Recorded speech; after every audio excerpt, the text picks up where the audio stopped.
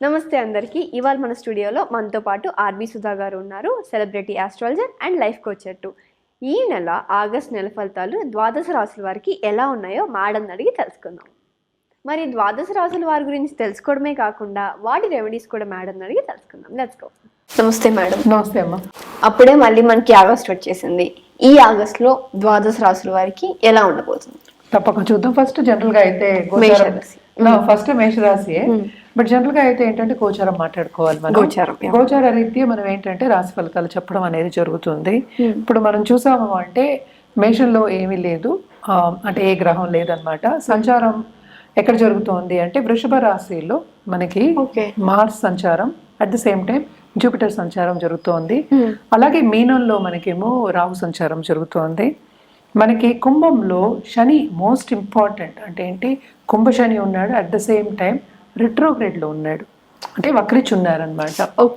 అలాగే మనం చూసాము అంటే మిథునంలో లేరు, కర్కాటకం నుంచి మనకి బుధుడేమో కిందకి దిగాడు, అంటే ఏంటి లియో సింహానికి దిగి ఉన్నాడు అనమాట. కానీ సన్ సంచారం అక్కడ మనకు కర్కాటక రాశిలో జరుగుతోంది. ఇదే నెల second half of this month మనకి సింహానికి వెళ్తున్నాడు అనమాట.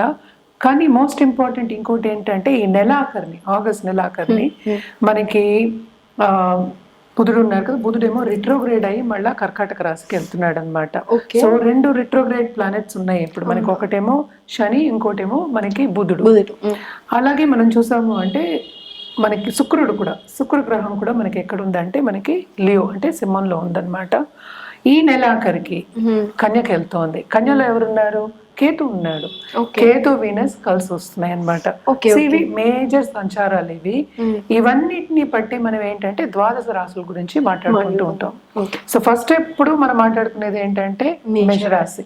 సో ఎప్పుడు మనం చెప్పేది ఏంటి, కొన్ని రాసుల వారిగా బాగుంటుంది, కొన్ని రాసుల వారిగా అంతా బాగుంటుంది, కానీ అన్ని మిశ్రమమే, అంటే ఏంటి బ్యాలెన్స్ చేసుకోవాలి, చెప్పుకోవాలన్నమాట.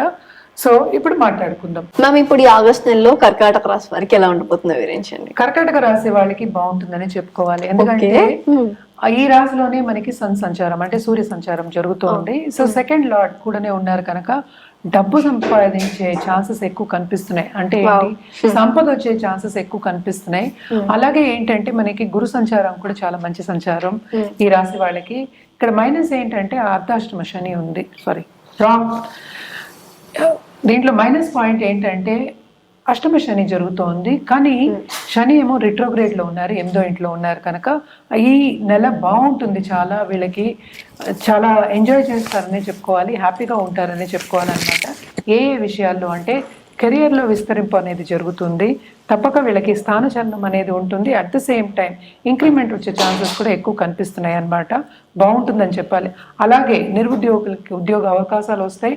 అడ్జస్ట్మెంట్ ఇష్యూస్ అనేవి కొన్ని ఉంటాయి, కానీ చాలా ఎంజాయ్ చేస్తారు, ముందుకు సాగుతారనే చెప్పుకోవాలి. At the same time investment రంగంలో ఉన్న వాళ్ళకి కూడా డబ్బు వచ్చే ఛాన్సెస్ ఎక్కువ కనిపిస్తున్నాయి. కొన్ని జాగ్రత్తలు చెప్తాం, ఎందుకంటే మనకి 7th లార్డ్ 8th లో ఉన్నాడు, 8th లార్డ్ కూడా అయ్యాడు అనమాట, అంటే శని రిట్రోగ్రేడ్ లో ఉన్నాడు కనుక వీళ్ళ పార్ట్నర్స్ కూడా బాగుంటుంది, పార్ట్నర్షిప్ బిజినెస్ కూడా విస్తరిస్తుంది అని చెప్పాలి. Second half of this month ఏంటంటే మనకి సన్, అంటే సూర్య సంచారం జరగబోతోంది, అంటే ఓన్ హౌస్కి వెళ్తున్నాడు అనమాట.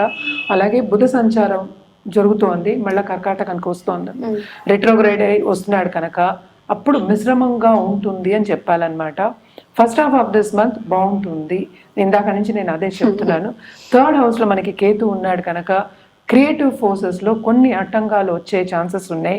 అట్ ద సేమ్ టైం వీళ్ళకి ఏంటంటే స్పిరిచువల్ డెవలప్మెంట్ ఎక్కువ కనిపిస్తోంది, అండ్ అదే చదువు మీద మక్కువ కూడా చూపిస్తారు వీళ్ళు, తప్పక చదువుతారు, పైకి వచ్చే ఛాన్సెస్ దాంట్లో కూడా ఎక్కువ ఉన్నాయి. ఎలాంటివంటే ఆస్ట్రాలజీ కానీ, లేకపోతే కన్సల్టింగ్ బిజినెస్ కానీ, లేకపోతే టారో కార్డ్ రీడింగ్ కానీ, ఇలాంటివన్నీ వేరే గుప్త సబ్జెక్టులు నేర్చుకునే అవకాశం అనేది వీళ్ళు తెచ్చుకుంటారు, తప్పక నేర్చుకుంటారు, దాంట్లో పైకి వస్తారు. అండ్ ఆల్సో కొత్త బిజినెస్ స్టార్ట్ చేయాలి అంటే తప్పక ఫస్ట్ హాఫ్ ఆఫ్ దిస్ మంత్లోనే స్టార్ట్ చేయొచ్చు, బాగుంటుంది వీళ్ళకి. నేను చెప్పినట్టు డబ్బు వచ్చే ఛాన్సెస్ ఎక్కువ కనిపిస్తున్నాయి కనుక. అలాగే ఏంటంటే 10th లార్డ్ కూడా మనకి 11th లో పట్టాడు కనుక బాగుంటుందనే చెప్పాలన్నమాట. మొత్తం మంత్ అంతా బాగుంటుంది. సెకండ్ హాఫ్ ఆఫ్ మిశ్రమం ఎందుకు చెప్తున్నాం అంటే బుధ సంచారం, అంటే 12th లార్డ్ సెకండ్ హౌస్లో ఉన్నాడు, అలాగే వీనస్ కూడా సెకండ్ హౌస్లో ఉన్నాడు కనుక కొన్ని ఫైనాన్షియల్ ఇబ్బందులు తప్పవు. లోన్స్ తీసుకునే పరిస్థితి వచ్చే ఛాన్సెస్ ఉన్నాయి, కానీ స్మాల్ లోన్సే. అట్ ద సేమ్ టైం ఏంటంటే మనకి ఖరీదైన వస్తువు అంటే ప్రాపర్టీస్ అంటే ఏంటంటే స్థిరాస్తులు కొనుక్కునే ఛాన్సెస్ కూడా ఎక్కువ కనిపిస్తున్నాయి. వీళ్ళు ఏంటంటే ధర్మక్షేత్రాలు సందర్శించే ఛాన్సెస్ కూడా ఎక్కువ కనిపిస్తున్నాయి. నేను ట్రావెలింగ్ గురించి చెప్తున్నాను, అది కూడా బాగుంటుంది. ముందుకి సాగే ఛాన్సెస్ ఈ నెల బాగుంటుంది, ఎంజాయ్ చేస్తారని చెప్పుకోవాలి. మంచి సూచనలు కనిపిస్తున్నాయి కర్కాటక రాశి వాళ్ళకి. అలాగే మన పరిహారాల విషయానికి వస్తే కనుక తప్పక సోమవారం రుద్రాభిషేకం చేయించుకోవడం చాలా చాలా మంచిది. అలాగే దుర్గా చాలీస చదువుకోవడం చాలా మంచిదన్నమాట.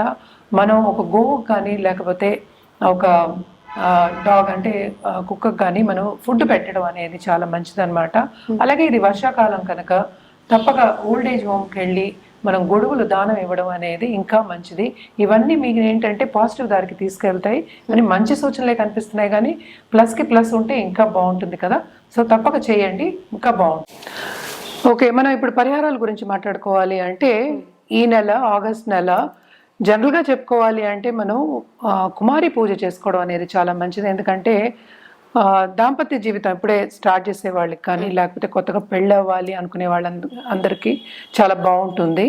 అలాగే మనం చూసామంటే అమ్మవారికి శ్రవణ మాసం కూడా వస్తుంది కదా, అమ్మవారికి నిత్యం పూజ చేసుకోవడం చాలా మంచిది. బట్ ఏంటంటే ఫ్రైడే అలాగే ట్యూస్డేస్ కూడా కొలవడం అనేది మంచిది.